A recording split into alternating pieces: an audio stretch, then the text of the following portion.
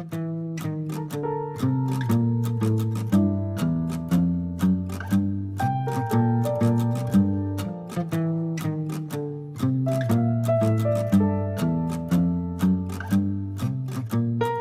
relation to jihadism more specifically, recently I think that information warfare, or the re-emergence of information warfare to a certain level, actually relates to part of the concepts that have recently been designed by one of my colleagues actually based at ICSR, King's College London, Charlie Winter. And this has to do with basically virtual jihad, so the process through which new emerging radical groups, terrorist groups such as ISIS, and new insurgency, new form of jihadi insurgencies have been basically using social media and have been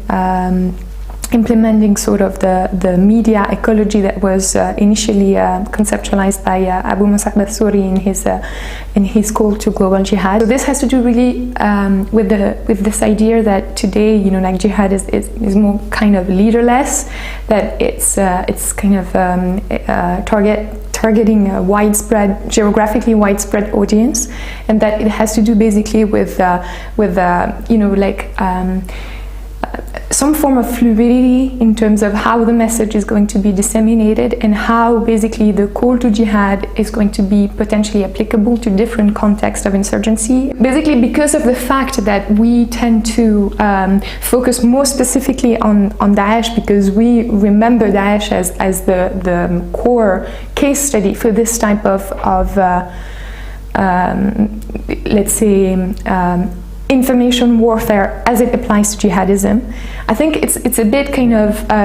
dangerous in a way to just apply it specifically and exclusively to Daesh or to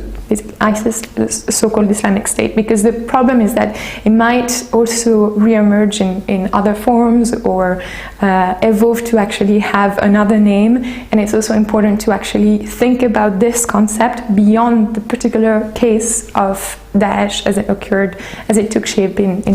Iraq, Syria and Libya. The way that we have been thinking about online-based activism across the Middle East has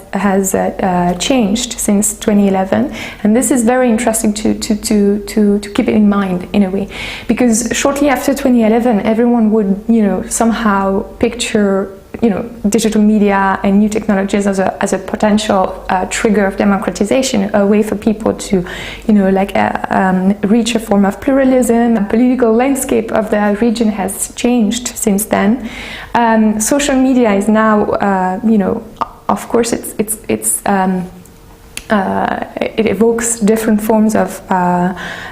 issues relating to how these countries might access some form of democratization, and might, you know, like apply these tools to potentially reach some form of political expression and so on. This has also to do with obviously the conflict between, you know, the pre-revolutionary political elites and political Islam, and of course it has to be contextualized as such. But it's very important to remember that, you know, as much as we actually focus on information warfare as an issue that has to do with radical insurgency, we should also remember that, you know, that this could also somehow support, you know, a discourse that has to do with, you know, justifying leadership and authoritarianism on behalf of global security. There might not be a short-term answer to whether it is virtual jihad or information warfare, and that we have to think about it over the long run, and also think that maybe one way is not necessarily to focus exclusively on counter-narratives, but also to potentially reach out to the disenfranchised youths and basically the people that feel politically excluded or somehow suffer from some form of political alienation, and bring them back to some form of mainstream political debate. This potentially also applies to you know, parties or political movements that are part of political Islam, however controversial it is to actually argue in the sense of political Islam might still be compatible with democracy. Of course, that's a question that is still, you know, it's a very